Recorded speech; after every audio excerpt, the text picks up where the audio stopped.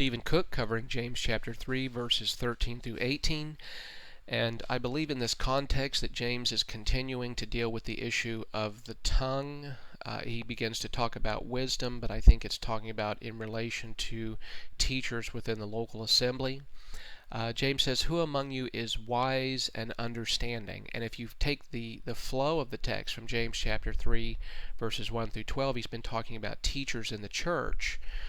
So I think when he picks, I think there's continuity of thought here throughout the remainder of James chapter 3. So when he talks about who among you is wise and understanding, he's talking about those who desire to be teachers within the local church.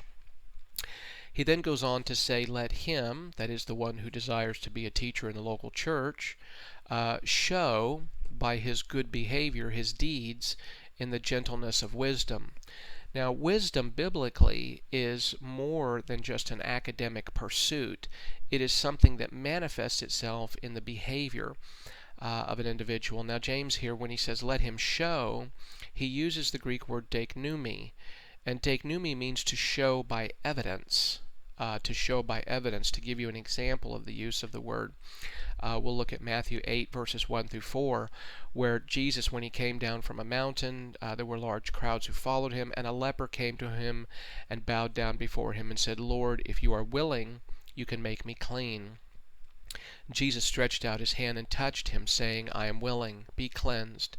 And immediately his leprosy was cleansed. And Jesus said to him, "See that you tell no one, but go show yourself to the priest and present the offering that Moses commanded as a testimony to them." And when he says, "but go show," this is again the same word deiknoumi, and it means to show by objective, outward, observable evidence. So when the leper who was healed went to show himself to the priest would have seen perfectly healthy skin. So let me back up to my passage here. So when he says, "But who among you is wise and understanding? Let him show by his good behavior his deeds in the gentleness of wisdom." So biblical wisdom isn't merely that which is communicated verbally. It is. It should be understood that way. But it is also manifest in the behavior, by the good behavior of his deeds in the gentleness of wisdom. So again, when we think of biblical wisdom, especially among those who are teachers, we should hear it in what they say, but we should see such wisdom of God's Word borne out in the behavior of their life. Moving on, verse 14, James says, "But if you have bitter jealousy and selfish ambition in your heart." By the way, it is possible for believers to have these characteristics. I think of 1 Corinthians 3, verses 1 through 3, where Paul is addressing Christians in the local church. He refers to them as saints in the first chapter, but they were governed by jealousy and strife. Their old sin nature was dictating their values and their behavior. And so it is possible. So when he says, "But if you have bitter jealousy and selfish ambition in your heart," that is, those who advance personal interest without concern for the lives of others, he says, "Do not be arrogant and so lie against the truth." That is, don't teach what is false. Don't let your personal interest or selfish ambition lead you to communicate false teaching. And then he says this wisdom, and here he's going to talk about an earthly wisdom as over against God's wisdom. He says this wisdom is not that which comes down from above, but is earthly, natural, demonic.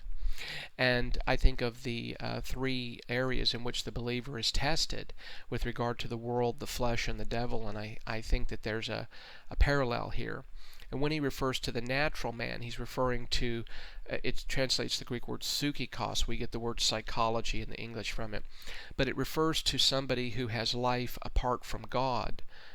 I don't have 1 Corinthians 2 in there, but 1 Corinthians 2, verse 14, talks about the natural man does not accept the things of the Spirit of God, for their foolishness to him, and he cannot understand them because they're spiritually appraised. And so being a natural man, he is devoid of the Spirit. He doesn't have new life from God, and therefore he's not able to understand or to accept the things of God.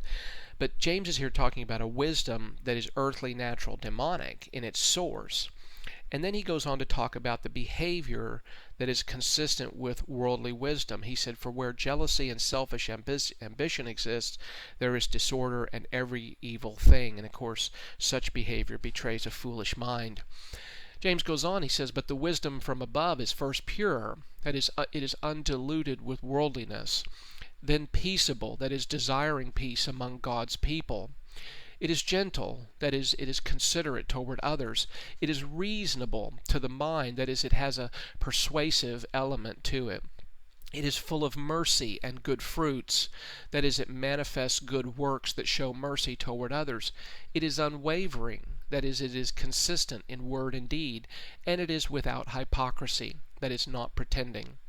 The word hypocrisy translates the word hypokrites, which was the word back in James' day to refer to an actor. It was somebody who got up on a stage and put on a mask and who pretended to be something they were not.